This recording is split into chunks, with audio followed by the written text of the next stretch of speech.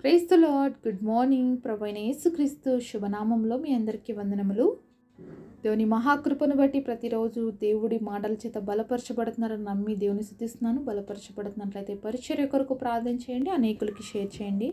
చిన్న ప్రార్థనతో ఈరోజు దేవుని వాగ్దానాన్ని స్వతంత్రించుకుందామా? పరలోకమందున మా తండ్రి, నీ ఘనమైన శ్రేష్టమైన నామాన్ని బట్టి మీకు వందనాలు ప్రభువా. ఉదయకాల సమయంలో మా అందరితో మీరు మాట్లాడండి, మా అందరినీ దర్శించండి. ఏ మాటలైతే మాకు అవసరమైనాయో తండ్రి, ఆ మాటలు మాకు దయచేయండి తండ్రి. మా జీవితాలని పురిగొల్పండి, మా జీవితాలని మీ కొరకు నిలబెట్టండి. మమ్మల్ని అందరినీ కూడా మీ కొరకు సాక్షులుగా మార్చమని నజరేయుడైన యేసు నామంలో ప్రార్థిస్తున్నాము తండ్రి, ఆమేన్. ఈరోజు దేవుని వాగ్దానము కీర్తనల గ్రంథము 115వ అధ్యాయం 13వ వచనం. పిన్నలనేమి పెద్దలనేమి తన యందు భయభక్తులు గల వారిని యెహోవా ఆశీర్వదించును. Psalms chapter 115 verse 13. He will bless them that fear the Lord, both small and great. దేవుడు ఇచ్చినటువంటి అద్భుతమైన వాగ్దానం మనందరి జీవితంలో నెరవేర్చబడును గాక. ఆమేన్. ఉదయకాల సమయంలో ఎంతమంది ఆశీర్వదించబడాలనుకుంటున్నారండి?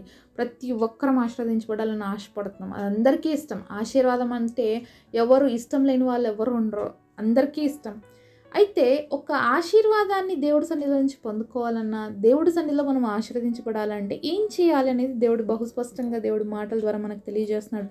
తన యందు ఎవరైతే భయభక్తులు కలిగి ఉంటారో వాళ్ళని దేవుడు ఆశీర్వదిస్తాడంట.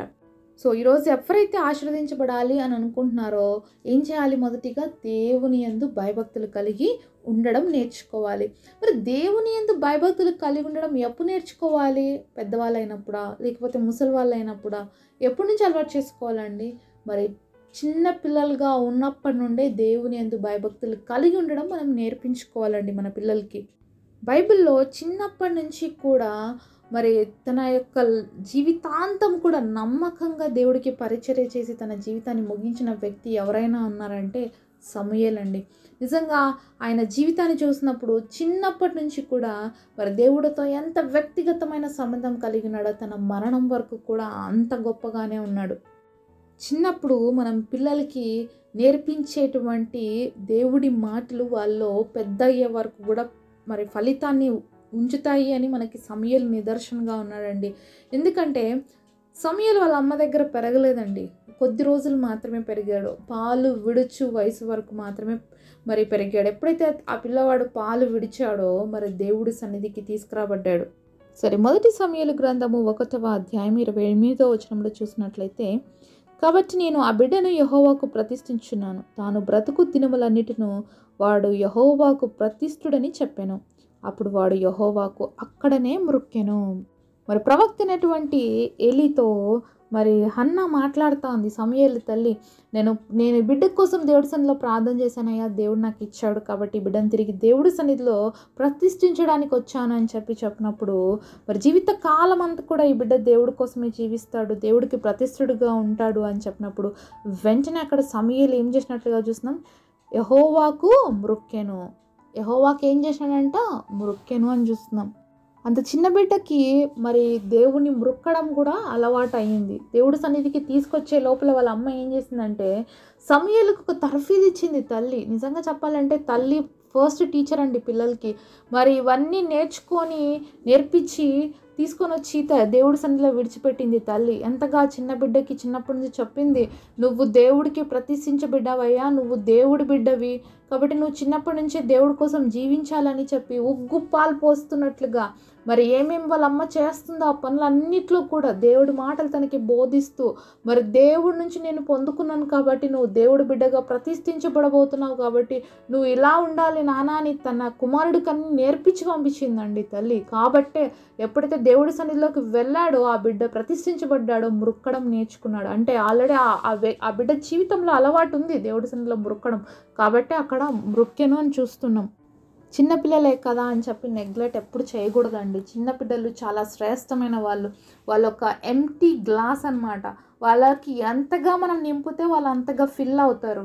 కాబట్టి దేవుడి బిడ్డలుగా, తల్లిదండ్రులుగా మన మీద ఉన్న బాధ్యత ఏంటంటే మన పిల్లల్ని నింపాలి, మంచితనంతో నింపాలి. వాళ్ళు ఇప్పుడు తీసుకుంటారు. చిన్న వయసులో మనం ఏదైతే చెప్తామో వాళ్ళు దాన్ని రిసీవ్ చేసుకుంటారు. ఎంతగా మనం వాళ్ళకి దేవుడి వాక్యం నేర్పించగలుగుతామో, దేవుడి మాటలు నేర్పించగలుగుతామో అవన్నీ ఇప్పుడు చాలా స్ట్రాంగ్‌గా వాళ్ళలో బలంగా పనిచేస్తాయన్నమాట.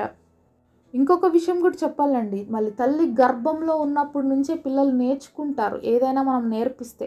కాబట్టి ఎవరైనా ప్రెగ్నెన్సీగా ఉండే వాళ్ళు ఈ మాటలు వింటున్నట్లయితే దయచేసి ప్రతిరోజు మీ బిడ్డలకి వాళ్ళ గర్భంలో ఉన్నప్పుడే వాళ్ళతో మాట్లాడండి. దేవుడి గురించిన మాటలు వాళ్ళకి చెప్పండి. వాళ్ళ కోసం ప్రార్థించండి.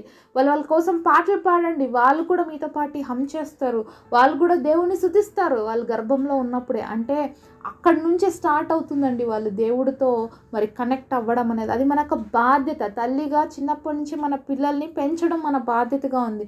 ఎందుకంటే పిల్లలు ఎక్కువ శాతం చిన్నప్పుడు తల్లితో ఉంటారు కాబట్టి మనమే వాళ్ళల్లో విత్తనాలు వేయాలి. మనమే వాళ్ళకి మరి బీజం అనేది మనమే వేయాలి వాళ్ళ హృదయాలలో. కాబట్టి మన బాధ్యత ఇది. కాబట్టి చిన్నప్పుడే వాళ్ళకి మనము నేర్పించే వారిగా ఉండాలి. వాళ్ళు నేర్చుకుంటారు.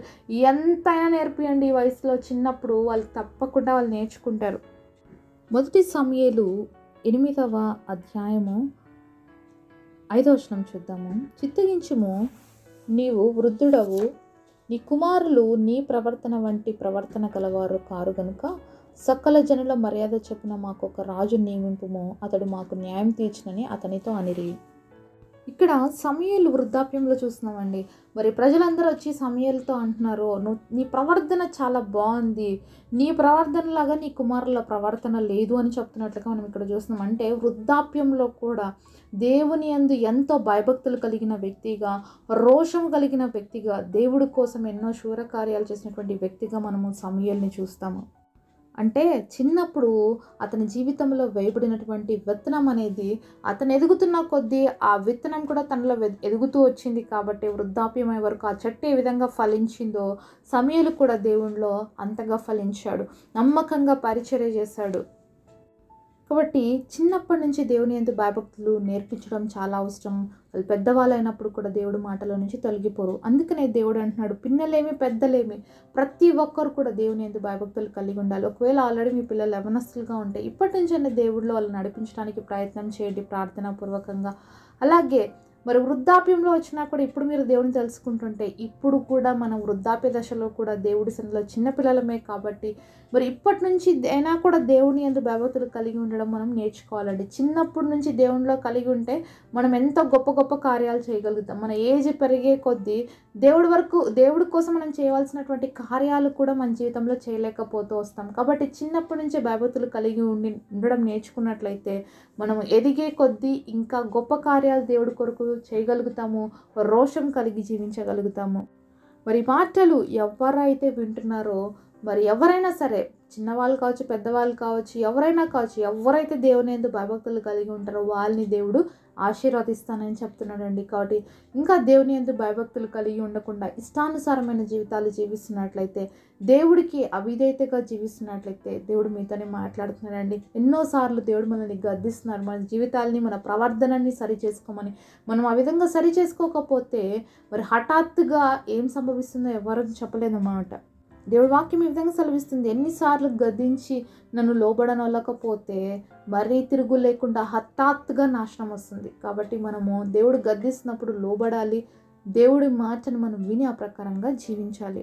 ఈరోజు ఎంతమంది అయితే ఆశిస్తున్నారో దేవుని యందు ఆశీర్వాదాలు నేను అనుభవించాలి, పొందుకోవాలని, మొదటిగా నువ్వు ఏం చేయాలి చెప్తున్నాడు దేవుడు? దేవుని యందు భయభక్తులు కలిగి ఉండడం నేర్చుకోవాలి. దేవుని యందు భయభక్తులు కలిగి ఉండడమే సమస్తమైనటువంటి జ్ఞానమునకు మూలం కదా. జ్ఞానం ఉంటే అన్నీ సాధిస్తామండి. కాబట్టి దేవుడిచ్చేటువంటి జ్ఞానం మనకు ఐశ్వర్యాన్ని కలుగజేస్తుంది. దేవుడిచ్చేటువంటి జ్ఞానం మనకి సమృద్ధినిస్తుంది.